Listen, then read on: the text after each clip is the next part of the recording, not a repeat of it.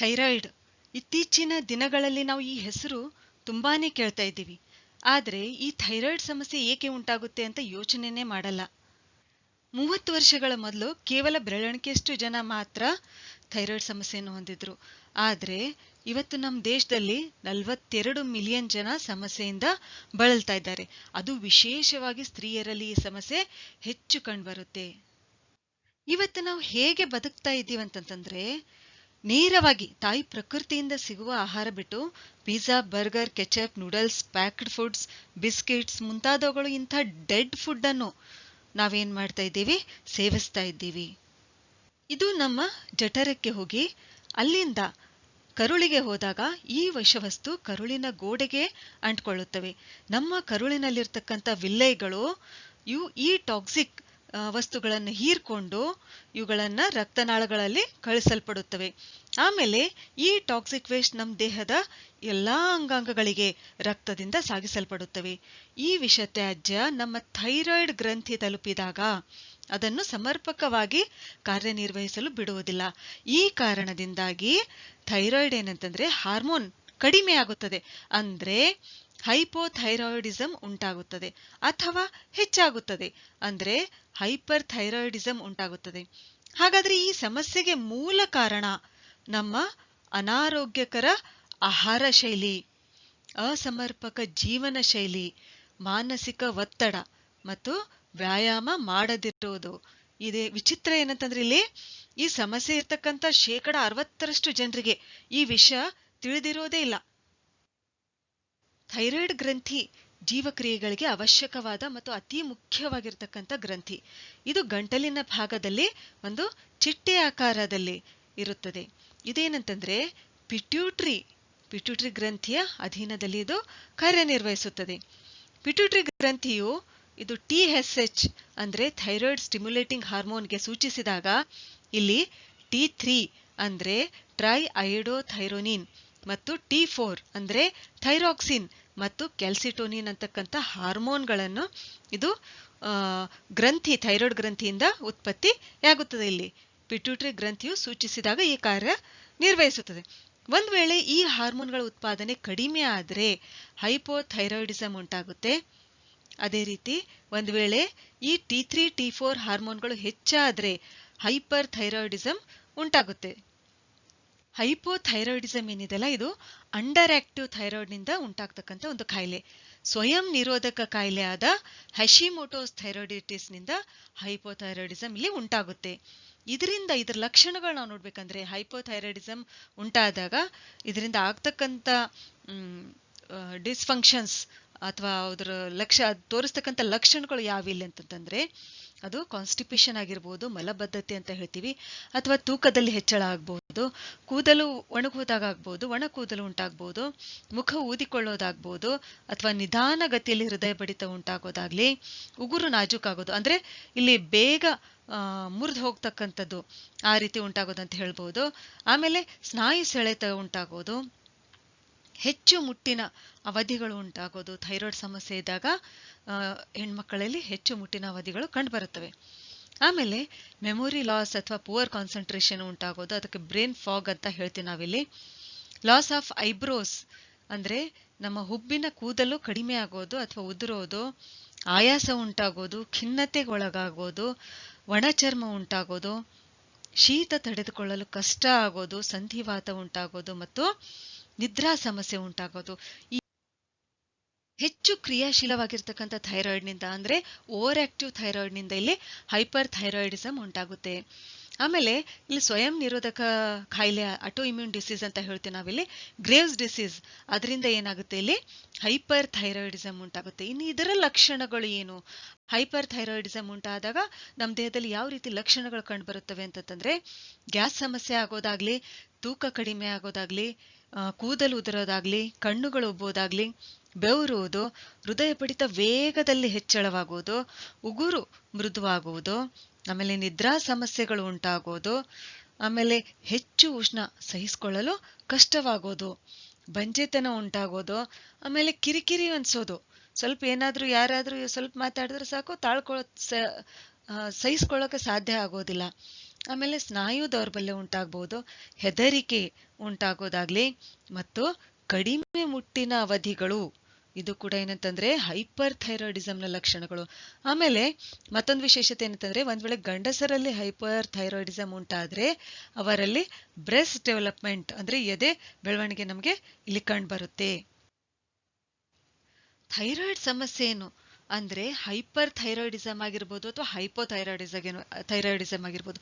ಈ ಎರಡೂ ಸಮಸ್ಯೆಗಳನ್ನ ನಾವು ನೈಸರ್ಗಿಕ ವಿಧಾನದಿಂದ ಯಾವ ರೀತಿ ನಿವಾರಿಸಬಹುದು, ಬಟ್ ಅದು ಯಾವ ರೀತಿ ಅನ್ನೋದನ್ನ ನೋಡೋಣ.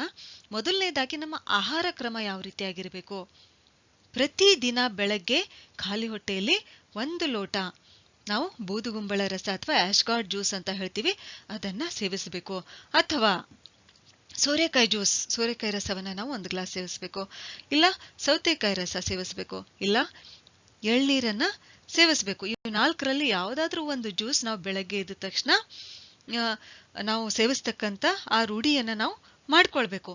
ಈ ಜ್ಯೂಸ್ ಕುಡಿದ 1.5 ಗಂಟೆಗಳವರೆಗೆ ಏನನ್ನು ನಾವು ಸೇವಿಸಬಾರದು. ಇದು ನಮ್ಮ ದೇಹವನ್ನು ಸಂಪೂರ್ಣ ಡಿಟಾಕ್ಸ್ ಮಾಡುವ ಕೆಲಸ ಮಾಡುತ್ತೆ. ಇನ್ನು ನಮ್ಮ ಊಟದ ತಟ್ಟೆ ಹೇಗಿರಬೇಕು, ಇಲ್ಲಿ ನಾವು ನೋಡಿದಾಗ 50% ಅಂದ್ರೆ ಅರ್ಧ ಪ್ಲೇಟ್ ಭಾಗ ತಾಜಾ ಹಸಿ ತರಕಾರಿ ಅಥವಾ ತಾಜಾ ಹಣ್ಣುಗಳಿಂದ ಕೂಡಿರಬೇಕು. ಇನ್ನು 1/4 ಭಾಗ ಅಂದ್ರೆ 25% ಭಾಗ ಪ್ರೋಟೀನ್ ಯುಕ್ತ ಆಹಾರವಾಗಿರ್ಬೇಕು. ಆಮೇಲೆ ಇನ್ನು 25 ಭಾಗ 1/4 ಭಾಗ ಅದು ಏನಂತಂದ್ರೆ ಹೆಚ್ಚು ನಾರಿನಾಂಶ ಇರತಕ್ಕಂತ ಕಾರ್ಬೋಹೈಡ್ರೇಟ್ ಪದಾರ್ಥವಿರಬೇಕು. ಇನ್ನು ಜಿಂಕ್, ಸೆಲೆನಿಯಂ, ಐರನ್, ಖನಿಜಗಳು ಹೆಚ್ಚಿರ್ತಕ್ಕಂಥ ಆಹಾರ ಪದಾರ್ಥಗಳನ್ನು ನಾವಿಲ್ಲಿ ಸೇವಿಸಬೇಕು. ಥೈರಾಯ್ಡ್ ಗ್ರಂಥಿಯ ಕ್ಷಮತೆ ಏರುಪೇರಾಗ್ಲಿಕ್ಕೆ ಇಲ್ಲಿ ದೇಹದಲ್ಲಿ ಸೆಲೆನಿಯಂ ಅಂತಕ್ಕಂಥ ಖನಿಜ ಇದೆ ಅಂತಂದ್ರೆ ಇದರ ಕೊರತೆಯಿಂದ ನಮಗೆ ಥೈರಾಯ್ಡ್ ಸಮಸ್ಯೆ ಉಂಟಾಗ್ತಕ್ಕಂಥದ್ದು. ಹಾಗಾದ್ರೆ ನಾವಿಲ್ಲಿ ಏನ್ ಮಾಡ್ಬೇಕಂತಂದ್ರೆ, ಮೃದುವಾದ ಅಣಬೆಗಳಲ್ಲಿ ನಮಗೆ ಉತ್ತಮ ಪ್ರಮಾಣದ ಸೆಲೆನಿಯಂ ಕಂಡುಬರುತ್ತೆ. ಅಣಬೆಯನ್ನು ನಮ್ಮ ಆಹಾರ ಕ್ರಮದಲ್ಲಿ ನಾವು ಅದನ್ನ ಆಡ್ ಮಾಡಬೇಕು. ಆಮೇಲೆ ಸೆಲೆನಿಯಂ ಇರ್ತಕ್ಕಂಥ ಇನ್ನೊಂದು ಆಹಾರ ಪದಾರ್ಥ ಯಾವುದಂದ್ರೆ ಇಲ್ಲಿ ಬೆಳ್ಳುಳ್ಳಿ. ಇದರಲ್ಲಿ ಕೂಡ ನಮಗೆ ಉತ್ತಮ ಪ್ರಮಾಣದ ಸೆಲೆನಿಯಂ ಕಂಡುಬರುತ್ತೆ. ಕಬ್ಬಿಣದ ಅಂಶ ಇರುವ ಆಹಾರ ಪದಾರ್ಥಗಳಾದ ಪಾಲಕ್ ಆಗಿರ್ಬೋದು ಅಥವಾ ಬಸಳೆ ಸೊಪ್ಪು ಆಗಿರ್ಬೋದು, ಇವುಗಳನ್ನು ಆಗಾಗ ನಾವು ಸೇವಿಸ್ತಾ ಇರಬೇಕು. ಆಮೇಲೆ ಟೊಮಾಟೊ ಕೂಡ ಏನಂತಂದ್ರೆ ನಾವು ಆಗಾಗ ಸೇವಿಸ್ತಾ ಇರಬೇಕು. ಇದರಲ್ಲಿರ್ತಕ್ಕಂಥ ಆಂಟಿ ಆಕ್ಸಿಡೆಂಟ್ಗಳು ನಮ್ಮ ದೇಹ ಆಹಾರದಿಂದ ಪಡಿತಕ್ಕಂಥ ಕಬ್ಬಿಣದ ಪ್ರಮಾಣವನ್ನು ಹೆಚ್ಚಾಗಿ ಹೀರ್ಕೊಳ್ಳಿಕ್ಕೆ ಏನ್ ಮಾಡುತ್ತೆ, ಇದು ಸಹಾಯ ಮಾಡುತ್ತೆ. ಆದ್ದರಿಂದ ಟೊಮಾಟೊ ಕೂಡ ನಾವು ಹೆಚ್ಚು ಪ್ರಮಾಣದಲ್ಲಿ ನಮ್ಮ ಆಹಾರದಲ್ಲಿ ನಾವು ಸೇವಿಸಬೇಕು. ತಾಜಾ ಹಸಿ ಕೊಬ್ಬರಿಯನ್ನು ನಾವಿಲ್ಲಿ ಸ್ನ್ಯಾಕ್ಸ್ ತರ ಸೇವಿಸಬೇಕು. ದಿನಾಲೂ ನಾವು ನಮ್ಮ ಆಹಾರದಲ್ಲಿ ಹಸಿ ಕೊಬ್ಬರಿಯನ್ನ ನಾವು ಆಡ್ ಮಾಡಬೇಕು. ಸ್ನ್ಯಾಕ್ಸ್ ತರ ಇದನ್ನು ಆಗಾಗ ನಾವು ಸೇವಿಸ್ತಾನೆ ಇರಬೇಕು. ಯಾಕಂದ್ರೆ ಇದು iron, selenium, sodium, calcium, magnesium, phosphorus, ತಾಮ್ರ ಮತ್ತು vitamin C, E, B1, B3, B5 ಮತ್ತು ವಿಟಮಿನ್ B6 ಮತ್ತು ಲಾರಿಕ್ ಆಸಿಡ್ ಇವುಗಳಿಂದ ಸಮೃದ್ಧವಾಗಿದೆ.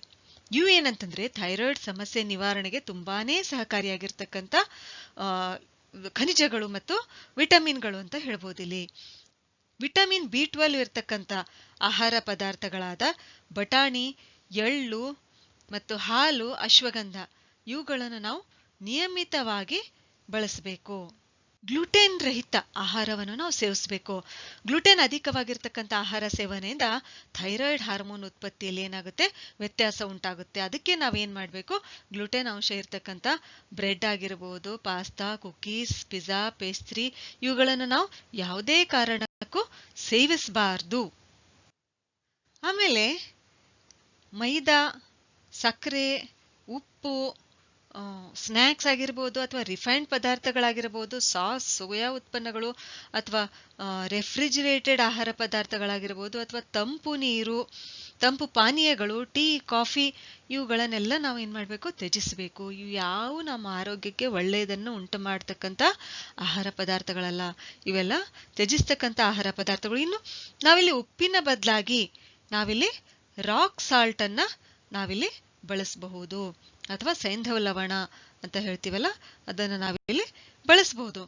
ಇನ್ನು ಗೈಟ್ರೋಜೆನಿಕ್ ಆಹಾರ ಪದಾರ್ಥಗಳಾದ ಕ್ಯಾಬೇಜ್ ಆಗಿರ್ಬೋದು, ಕಾಲಿಫ್ಲವರ್, ಪೀನಟ್ ಇವೆಲ್ಲ ಏನಂತಂದ್ರೆ ಇವುಗಳನ್ನು ನಾವು ಬೇಯಿಸಿ ಇವುಗಳನ್ನ ಬಳಸಬೇಕು. ನೇರವಾಗಿ ಹಸಿದನ್ನ ಸೇವಿಸಬಾರ್ದು. ಇದು ಕೂಡ ಏನಂತಾರೆ ಥೈರಾಯ್ಡ್ ಸಮಸ್ಯೆಗೆ ಉಂಟಾಗ್ತಕ್ಕಂಥ ಇವು ಆಹಾರ ಪದಾರ್ಥಗಳು. ಆಮೇಲೆ ಯಾವಾಗ್ಲೂ ನಾವೇನ್ ಮಾಡ್ಬೇಕಂತಂದ್ರೆ ಸೀಸನಲ್ ಮತ್ತು ರೀಜನಲ್ ಹಣ್ಣುಗಳಾಗಿರ್ಬೋದು ಅಥವಾ ತರಕಾರಿಗಳಾಗಿರ್ಬೋದು ಅವುಗಳನ್ನೇ ನಾವಿಲ್ಲಿ ಹೆಚ್ಚು ಪ್ರಮಾಣದಲ್ಲಿ ಬಳಸಬೇಕು. ಹೀಗೆಲ್ಲ ಆಹಾರ ಕ್ರಮವಾದ್ರೆ ಉಪವಾಸ ಕೂಡ ಅಷ್ಟೇ ಮುಖ್ಯ. ಹೌದಾ? ನಮ್ಮ ಪ್ರಾಚೀನ ಸಂಸ್ಕೃತ ಭಾಷೆಯಲ್ಲಿ ಒಂದು ಗಾದೆ ಮಾತು ಹೇಳ್ತಾರೆ, ಲಂಘನಂ ಪರಮ ಔಷಧಂ ಅಂತ. ಹೌದಾ? ಲಂಘನಂ ಪರಮ ಔಷಧಂ ಅಂತ ಹೇಳ್ತಾರೆ. ಅಂದ್ರೆ ಏನ್ ಅರ್ಥ? ಇದ್ರ ಅರ್ಥ fasting is the best medicine ಅಂತ ಅರ್ಥ. ಉಪವಾಸ ಏನಂತಂದ್ರೆ ಅತ್ಯಂತ ಉತ್ತಮವಾದ ಔಷಧಿ. 2016ರಲ್ಲಿ ಜಪಾನಿ ವಿಜ್ಞಾನಿ ಡಾಕ್ಟರ್ ಯೋಶಿನೋರಿ ಒಶುಮಿ ಅವರಿಗೆ ಈ ಆಟೋಫೇಜಿ ಅಂತಕ್ಕಂಥ ವಿಷಯದ ಮೇಲೆ ರಿಸರ್ಚ್ ಮಾಡಿದ್ದಕ್ಕೆ ನೊಬೆಲ್ ಪ್ರಶಸ್ತಿ ಸಿಕ್ತು. ಆಟೋಫೇಜಿ ಅಂತಂದ್ರೆ ಏನಿಲ್ಲಿ ಸೆಲ್ಫ್ ಈಟ್ ಅಂತ ಅರ್ಥ. ಆಟೋಫೇಜಿ ಅಂದ್ರೆ ಸೆಲ್ಫ್ ಈಟ್ ಅಂತ ಅರ್ಥ. ಅಂದ್ರೆ ಈ ಕ್ರಿಯೆಯಲ್ಲಿ ನಮ್ಮ ದೇಹ ಸ್ವಂತ ದೇಹದಲ್ಲಿನ ಹಾನಿಗೊಳಗಾದ ಜೀವಕೋಶಗಳನ್ನು ಮತ್ತು ಬಳಸದೇ ಇರುವ ಪ್ರೋಟೀನ್ಗಳನ್ನು ತಿನ್ನುತ್ತೆ. ಇದು ನಾವು ಉಪವಾಸ ಇದ್ದಾಗ ನಡೀತಕ್ಕಂಥ ಕ್ರಿಯೆ. ಹೀಗೆ ದಿನವಿಡೀ ಬರೀ ಜ್ಯೂಸ್ ಮೇಲೆ ಇದ್ದು ನಾವು ಉಪವಾಸ ಮಾಡಿದಾಗ ನಮ್ಮ ದೇಹದಲ್ಲಿನ ತೊಂದರೆಗಳನ್ನು ಗುಣಪಡಿಸಿ ನಮ್ಮ ದೇಹವನ್ನು ಡಿಟಾಕ್ಸ್ ಮಾಡಿ ನಮ್ಮ ದೇಹ ಆರೋಗ್ಯವನ್ನು ಪುನರ್ಯೌವನಗೊಳಿಸುತ್ತದೆ. ಥೈರಾಯ್ಡ್ ಸಮಸ್ಯೆ ಕೂಡ ನಿವಾರಣೆ ಆಗೋದಕ್ಕೆ ಇದು ಸಹಕರಿಸುತ್ತೆ. ಆಹಾರ ಕ್ರಮ ಮತ್ತು ಉಪವಾಸದ ಜೊತೆಗೆ ನಾವು ಯೋಗಾಭ್ಯಾಸ ಮಾಡುವುದು ರೂಢಿಸಿಕೊಳ್ಬೇಕು. ಇದರಿಂದ ಥೈರಾಯ್ಡ್ ತೊಂದರೆಯನ್ನು ಸಂಪೂರ್ಣವಾಗಿ ನಿವಾರಿಸಬಹುದು. ಬೆಳಗ್ಗೆ ನಸುಕಿನ ಜಾವದಲ್ಲಿ ಸೂರ್ಯನ ಎಳೆ ಬಿಸಿಲಿನಲ್ಲಿ ಸೂರ್ಯ ನಮಸ್ಕಾರ ಮಾಡಬೇಕು. ಬೆವರು ಬಿಡುವ ಹಾಗೆ ಮಾಡಬೇಕು. ಇದು ದೇಹದಲ್ಲಿನ ಚಯಾಪಚಯ ಕ್ರಿಯೆ ಹೆಚ್ಚಿಸುತ್ತದೆ. ಇನ್ನು ಆಸನಗಳಲ್ಲಿ ಮತ್ಸ್ಯಾಸನ ಅಥವಾ ಫಿಶ್ ಪೋಸ್ ಅಂತ ಹೇಳ್ತೀವಿ, ಇದನ್ನ ಮಾಡಬೇಕು. ಇದು ಥೈರಾಯ್ಡ್ ಹಾರ್ಮೋನ್ಗಳನ್ನು ಸಮತೋಲನದಲ್ಲಿ ಇಡ್ಲಿಕ್ಕೆ ಸಹಕಾರಿ ಮತ್ತು ಥೈರಾಯ್ಡ್ ಗ್ರಂಥಿಯನ್ನು ಉತ್ತೇಜಿಸಿ ಸರಿಯಾಗಿ ಕಾರ್ಯನಿರ್ವಹಿಸುವಂತೆ ಮಾಡುತ್ತದೆ. ಪ್ರಾಣಾಯಾಮಗಳಲ್ಲಿ ನಾವು ಉಜ್ಜಾಯಿ ಪ್ರಾಣಾಯಾಮ ಮಾಡಬೇಕು. ಥೈರಾಯ್ಡ್ ಸಮಸ್ಯೆ ನಿವಾರಣೆಗೆ ಇದು ತುಂಬಾನೇ ಲಾಭದಾಯಕವಾಗಿದೆ. ಯೋಗ ಮುದ್ರೆಗಳಲ್ಲಿ 4 ಯೋಗ ಮುದ್ರೆಗಳು ಏನಂತಂದ್ರೆ ಇಲ್ಲಿ ಥೈರಾಯ್ಡ್ ಸಮಸ್ಯೆ ನಿವಾರಣೆಗೆ ಇವು ಸಹಕಾರಿಯಾಗಿವೆ. ಅವು ಯಾವಂತಂದ್ರೆ ಸೂರ್ಯ ಮುದ್ರೆ ಆಗಿರಬಹುದು, ಸಹಜ ಶಂಖ ಮುದ್ರೆ ಆಗಿರಬಹುದು, ಶಂಖ ಮುದ್ರೆ ಆಗಿರಬಹುದು ಮತ್ತು ಉದಾನ ಮುದ್ರೆ. ಈ 4 ಮುದ್ರೆಗಳೇನಂತಂದ್ರೆ ಈ ಥೈರಾಯ್ಡ್ ಸಮಸ್ಯೆ ನಿವಾರಣೆಗೆ ಇವು ಉಪಯುಕ್ತವಾಗಿವೆ. ಇವುಗಳಲ್ಲಿ ಯಾವುದಾದ್ರೂ ಒಂದು ಮುದ್ರೆ ದಿನಾಲೂ 10 ರಿಂದ 15 ನಿಮಿಷ ನಾವಿಲ್ಲಿ ಮಾಡಬೇಕು. ಎನಿಮಾ ಇದು ಕೂಡ ನಮ್ಮ ದೇಹವನ್ನು ಡಿಟಾಕ್ಸ್ ಮಾಡಿ ಥೈರಾಯ್ಡ್ ಸಮಸ್ಯೆ ನಿವಾರಣೆಗೆ ತುಂಬಾನೇ ಉಪಯುಕ್ತವಾಗಿದೆ. ಇದನ್ನು ಶುದ್ಧ ತಣ್ಣೀರಿನಿಂದ ವಾರಕ್ಕೊಮ್ಮೆ ನಾವು ಮನೆಯಲ್ಲಿ ಕೂಡ ಎನಿಮಾ ಮಾಡ್ಕೊಳ್ಬಹುದು.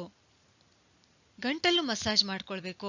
ಆಲ್ಮಂಡ್ ಆಯಿಲ್ ಆಗಿರಬಹುದು, ವಾಲ್ನಟ್ ಆಯಿಲ್ ಬಳಸಿ ಮಲಗುವ ಮುನ್ನ ನಾವು ಗಂಟಲಿಗೆ ಮಸಾಜ್ ಮಾಡ್ಕೊಳ್ಬೇಕು. ಇದರಿಂದ ಏನಾಗುತ್ತೆ, ನಮ್ಮ ಥೈರಾಯ್ಡ್ ಗ್ರಂಥಿ ಹೆಲ್ದಿ ಆಗುತ್ತೆ. ನೀಟಾಗಿ ಇಲ್ಲಿ ತೋರಿಸಿದಾಗೆ ನಾವು ಈ ರೀತಿಯಾಗಿ ಗಂಟಲು ಮಸಾಜ್ ಅನ್ನ ಮಾಡ್ಕೊಳ್ಬಹುದು. ಸೆಲ್ ಫೋನ್ ಟೈಮ್ ಅನ್ನ ನಾವಿಲ್ಲಿ ಕಡಿಮೆ ಮಾಡ್ಕೊಳ್ಬೇಕು.